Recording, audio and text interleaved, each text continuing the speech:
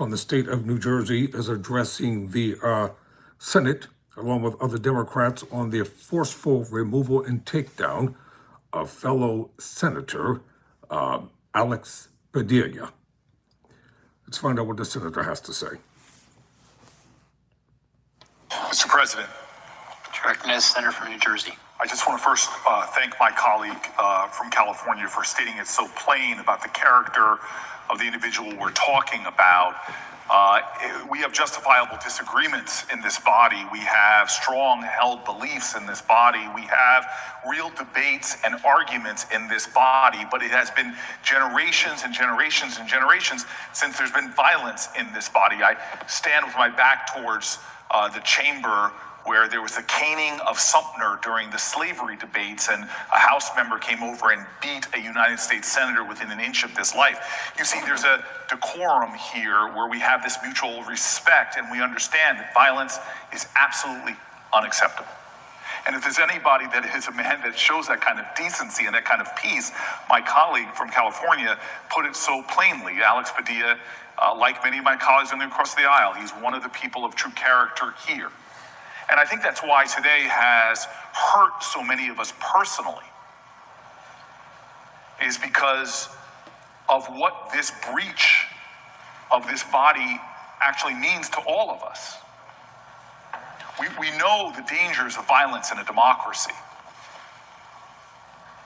and the insidiousness that violence presents, or that fear of violent reprisal presents.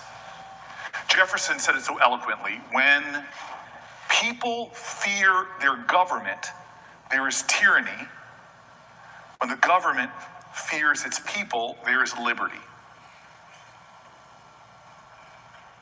What is so disturbing when you see a member of this body thrown to the floor,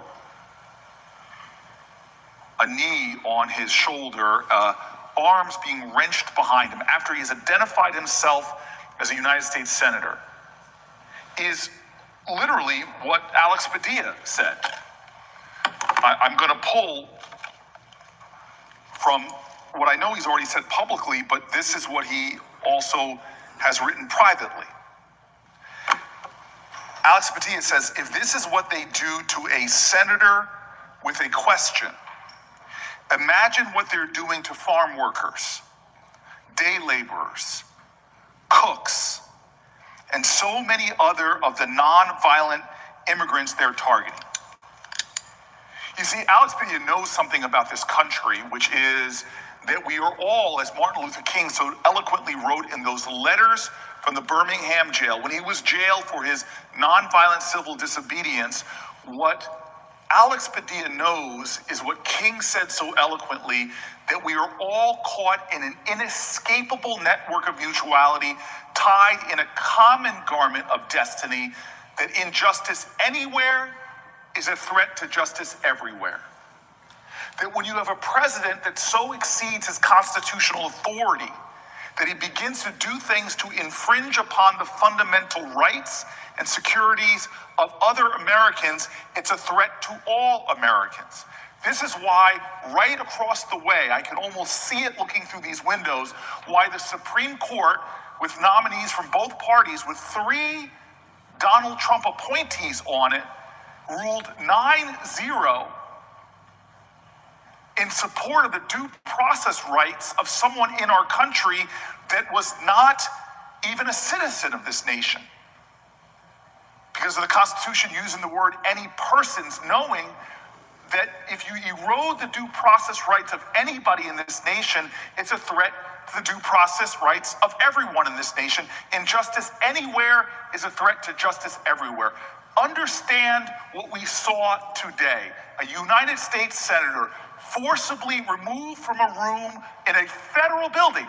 A federal official forcibly removed from a federal building after he identified himself as a United States Senator. But after he was out of that building, they did not stop there. They drove our colleague to his knees and then forcibly shoved him upon his face, wrenched his arms behind him. And Alex Padilla writes that if they do that to me, what are they doing to farm workers and cooks and domestics? What are they doing to other people? What does that mean if they're using the violent force of government unjustly against him? This is a breach. This body has not seen such a breach in my lifetime or longer, where the executive has treated an honorable member of this body in this way. That should be enough. But our colleague correctly points out that if we are in an environment where that is happening to a United States senator, what does it say? If the government of the United States is unjustly taking violent action against a United States senator, dear God, what does it mean for other Americans? That's what Alex Padilla asked today. Now, I will tell you this. This is not an isolated incident. That is the challenge. We have already seen the actions taken against a mayor, a local government official, who himself was forcibly handcuffed, dragged into a police vehicle, held for hours as a prisoner. And then when he finally got before a judge, that judge reprimanded this administration for an abuse of their power. Alex Padilla sees this with the violation of the due process rights of individuals going on in this country. Alex Padilla has seen this with a mayor in America unjustly incarcerated, handcuffed, held. This is the challenge we have in this moment. I love this quote by my favorite author, James Baldwin, who wrote this letter the night that authorities came and arrested Angela Davis. He said, if they come for you in the morning, then they will come for me at night. If they come for you at the morning, then they will come for me at night. This administration, in its abuse of power, in the audacity of handcuffing, of violently assaulting, of forcibly pushing to his knees and onto his stomach a United States senator, what does that say? We all gather right there as senators to raise our hand and swear our oath to uphold the Constitution. But we're not the only ones. Members of the Supreme Court do that. They're not the only ones with members of this body. Administrative officials do that as well. We are bound by the laws of this land. And the terrifying thing for every American should be a government that is not restrained by the law, by a government that misuses its power, and not just its power to use violence unjustly against its citizenry. That's when we slip away from our democratic ideals, from our constitutional principles, and slide towards an authoritarian government that wants to make its people heel before them, kneel before them. That's what I physically saw with my own eyes, a member of this body being driven to his knees for asking a question, for standing up to speak truth to power. What was the response? The response was violence. Being dragged out of that room, being forced to his knees, being thrown prostrate, and being handcuffed. Okay. And here is I hear the you, thing Maria. I hear that you loud and clear. frustrates me the most. Is this is another day where the lead stories will be about the actions of this administration.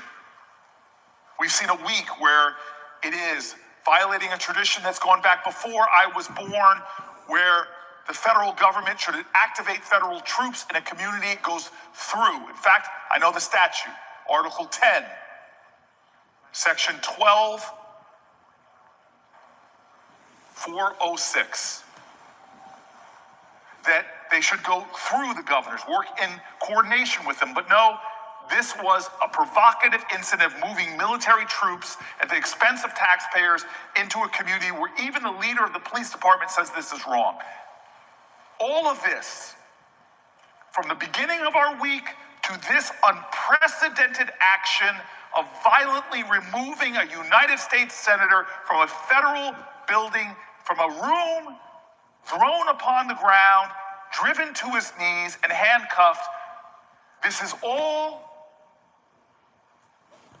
purposefully being done in our country by a president that has a different view of his authorities as president. That if a judge criticizes him, he believes it is wrong. He drew reprimand from the Supreme Court for his calling out justices whose opinions he disagrees with. This is a president that doesn't believe in the checks and balances of our Constitution. But the frustrating thing about all of this is it is distracting us. This dangerous, violent distraction from the bill that we should be discussing on this floor about the ripping away of health care from millions of Americans, the cutting of food stamps for millions of children, the cutting of services for disabled Americans, the cutting of supports for our senior citizens. This monumental moment, the biggest transfer of wealth from working people in America to millionaires and billionaires, this moment that should be dominating our attention and our focus, this imminent bill that's being debated and discussed here in the Senate right now that has such incredible consequences, putting $2.4 trillion more of debt in our country, raising the energy costs on the average American by hundreds of dollars. This bill that would raise the premiums of people in our nation by hundreds of dollars. This bill that merits debate and discussion because it is so violative of our common values. This bill that takes food away from the hungry, health care away from the sick, that takes working people and makes their challenges harder, all to give more tax cuts to billionaires and drives up our deficit by the trillions. That should be the central conversation in our country. But this president, almost as if he knows the unpopularity of his bill, the betrayal of his bill, is misusing, abusing his powers, and trying to change the conversation. Tyrone Bowman Live, Senator Cory Booker from New Jersey speaking on the Senate floor. I'm taking a quick break. I'll be right back, right after this.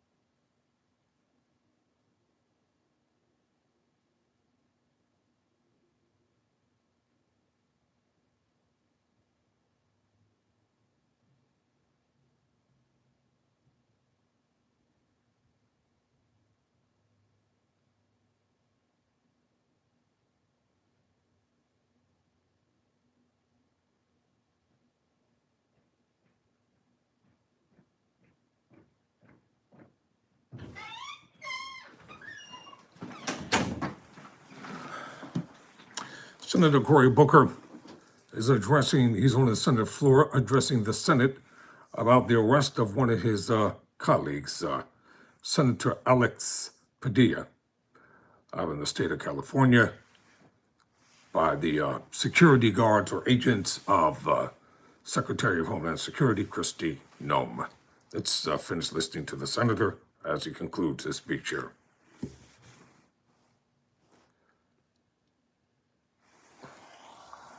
In the most despicable of ways, abusing his authority, treading on our traditions, violating our Constitution, and now perhaps one of the greatest violent assaults on a member of this body by the executive. This is not metaphorical, this is literal. A member of this body, after identifying himself, physically and forcibly dragged out of a room in a federal building. Then, when the doors were closed, you can see it on the camera, the federal government, the executive branch, taking a member of this body, a member of the United States Senate, a co-equal branch of our government, and driving that man to his knees, slamming him upon his face, wrenching his arms behind his back. That's what we're talking about in this body right now. This is a dangerous time in America. When the president from the Oval Office says, almost daringly, "Do not protest my parade," warns people about protests. And this is the thing that the president of the United States doesn't understand about this country. When a president is violating norms and traditions, violating our Constitution, dissent is not unpatriotic. Protest is not un-American. Silence is unpatriotic. This is a time where protest is justified. Peaceful protest is necessary and vital. This is a time where speaking up and exercising your constitutional principles, like freedom of speech, like freedom of assembly, like the right to petition your government, is demanded by our democracy.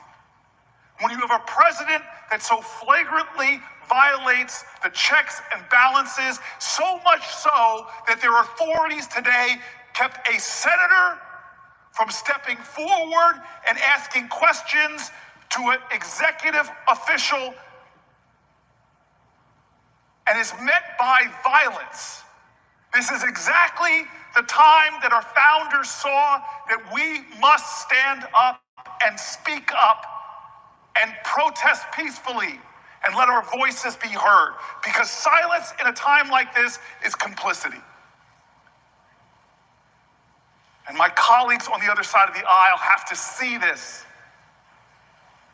It doesn't take that much mental acuity to understand that if this was the Biden administration or the Obama administration, and an official used their security detail to put another person in this body, to put a senator from the other side of the aisle on their knees and in handcuffs, we would see outrage. This is not about left or right. This is about right or wrong. And today we saw a deep, grave wrong heaped upon not just this body, but as Alex Padilla wrote so eloquently, upon the ideals. Because if you could do this to a United States senator, then you can do it to another American.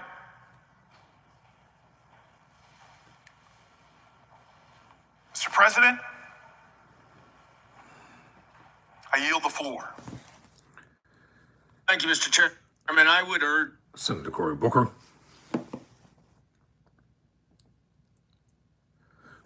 Senator Cory Booker from the state of New Jersey addressing the Senate regarding the arrest, the forceful takedown and the subsequent abuse of Senator Alex Padilla by the security agents of Homeland Security Secretary Kristi Noem. Bowman.